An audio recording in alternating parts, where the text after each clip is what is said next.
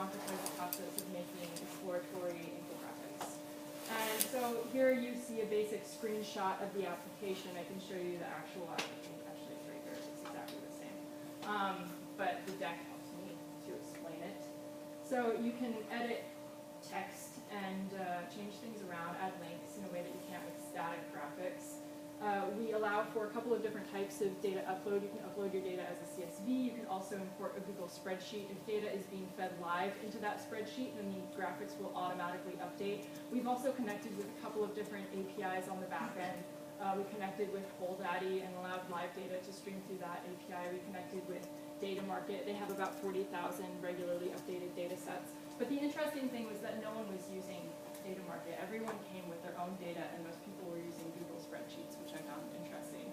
I think we'd like to connect with other APIs and eventually allow people to stream their own JSON feeds into our platform. But for us, it's also a process of figuring out which APIs are going to have the highest return in terms of what brings the most value to our users. So we're learning. And we work with small, simple data sets and larger, more complex data sets. Right now we have a limit of 10,000 rows, but theoretically we can go up to 500,000. We just need to make sure it's optimized on mobile devices. Because it is all in the front end, so it kind of depends on the user's device that they're using, the processing power of it. Our software allows you to visually analyze and filter data. So if you have complex data, you can say, I'm interested in suburban women between these ages, and it's filtering that data in the browser. And I'll show you in a second how that works.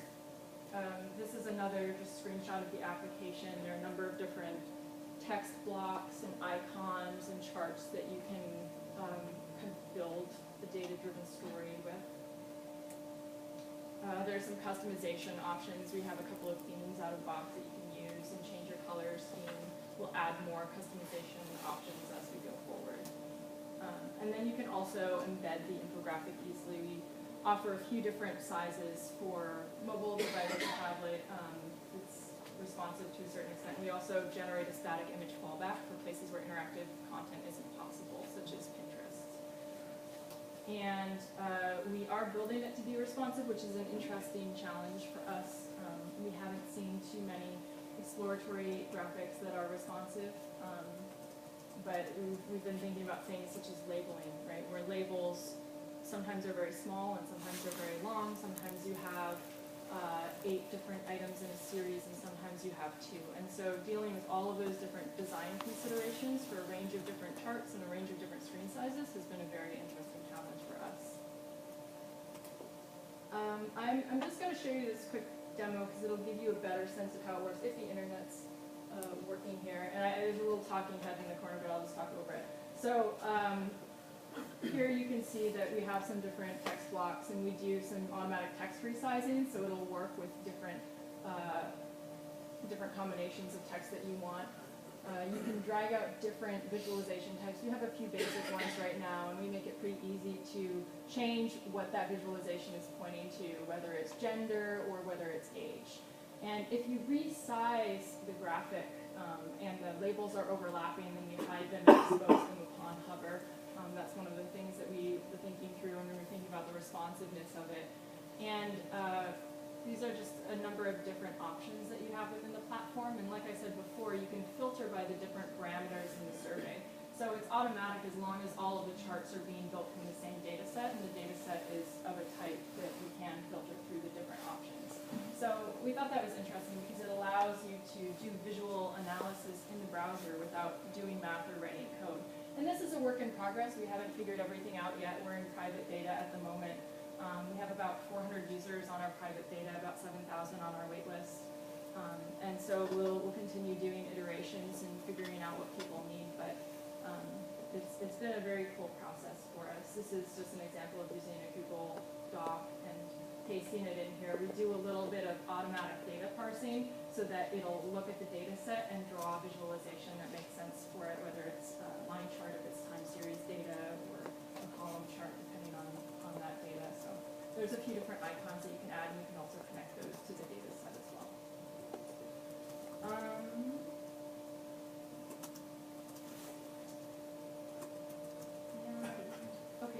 couple of examples of with people using this.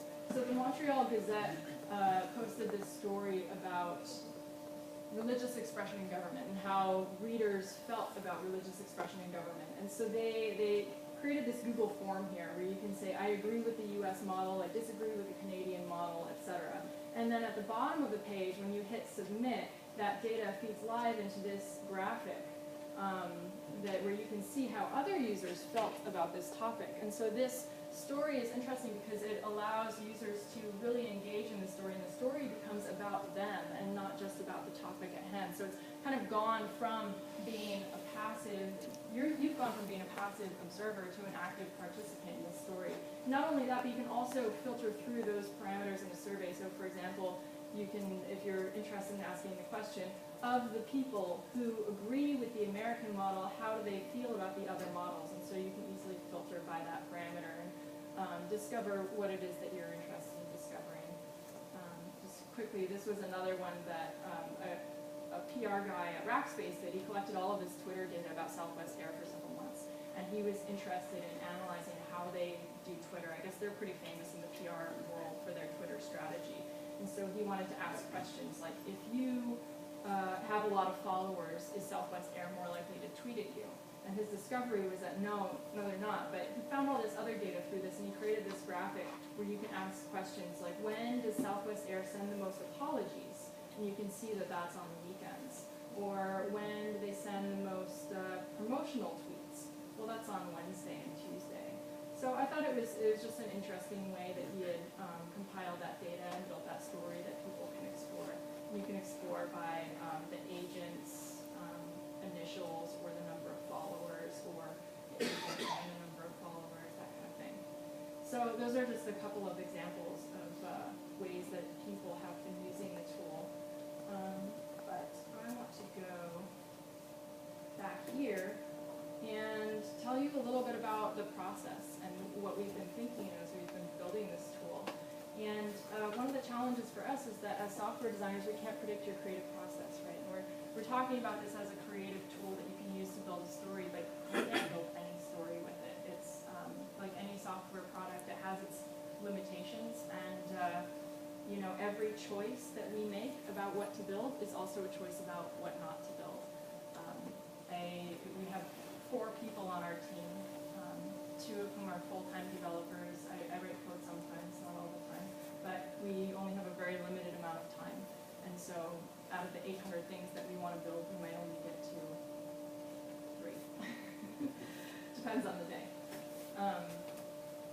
And so one of the things that's been interesting for me to see is that our choices that we make about the software influence how people use the software. And so it almost feels like sometimes like we have this weird God complex thing going on where depending on where we put a button on the page, people are more or less likely to click on it and use that feature. Depending on what we call something, people are more or less likely to use it. If we have a certain font enabled by default or certain colors that are there when users first go to the platform, they're going to use that more often. So we are in effect determining what the output of their creative process is likely to look like, which has been interesting. But then on the same note, our users influence our choices. We really like working with users and talking to people about how they're experiencing the software and watching their experience and trying to make it better for them. And so it's been this back and forth where we influence what they build and they influence what we build, and I like it that way. But one thing that I've learned is that you really can't underestimate the demand for clean design, customization options, and sensible defaults. And I want to talk a little bit more about the sensible defaults, because I think that's something that's true of every software that you use, and something that you have to be aware of when you're using software is that the software designers have created it in such a way that creates this experience for you that leads you down a certain path, right? And so keep in mind what sort of defaults they have set that are likely to influence your creative process. And I want to talk about this thing that I've been thinking about for a few weeks now, sometimes when I'm running or in the shower, just walking down the street. I've been thinking about this search that I have for a default sandwich. This sounds like a tangent, but I think it's really important and actually very relevant to software and when we're thinking about software's role in data design. Because I have this problem where when I go for lunch and I want a sandwich, I go to the counter and I get asked 50 different questions. Do you want white bread or wheat bread? Do you want mayonnaise? Do you want vinegar? Do you want which veggies? And really just what I want is a sandwich. And I went to this new sandwich place called Which. I don't know if any of you have heard of it, but it's their whole thing is that they want the user to be in control of the sandwich production experience. And so they have all of these choices on the side, and I looked at these choices. I said, okay, I want a vegetarian. They said, oh, you have to go find the bag. And so I had to go find the bag with the number 6 on it. And then from the bag, I had to mark everything that I wanted on the sandwich. I have 4 choices of mustard, 4 choices of mayos, but I don't know how many choices of spreads and sauces and breads and toasted and non-toasted. And I went up to the counter and I said, please, can you just make me a sandwich? and the guy looks at me and he's just totally confused. It does not fit into their model of that the user would want someone else to decide what their sandwich is going to look like. But I can only assume that as a sandwich maker, he would know how to make a sandwich. At least that's what I was hoping. But it definitely didn't work with their model, that they could just make a default sandwich. Sometimes I just want a sandwich. And I think that it's really important to give people the ability to choose not to have a certain thing because they're allergic to it or they don't like it. But I think that it's also important to have, like we said, sensible defaults. Sometimes you don't need to invent a new visualization format. Sometimes you just want something simple that works. And so that's been a big part of our challenge, is to figure out that thing that's simple that works. Because everyone has a different idea of what that default sandwich should be or what that simple thing is. And so here are a few things that we've made decisions about as developers that may or may not be right. We're testing them and we're curious. One of the things that we've done is created some automatic chart generation. So we do a little bit of data parsing. When someone uploads a data set and the data set looks kind of like this, then we'll draw a pie because it's very simple.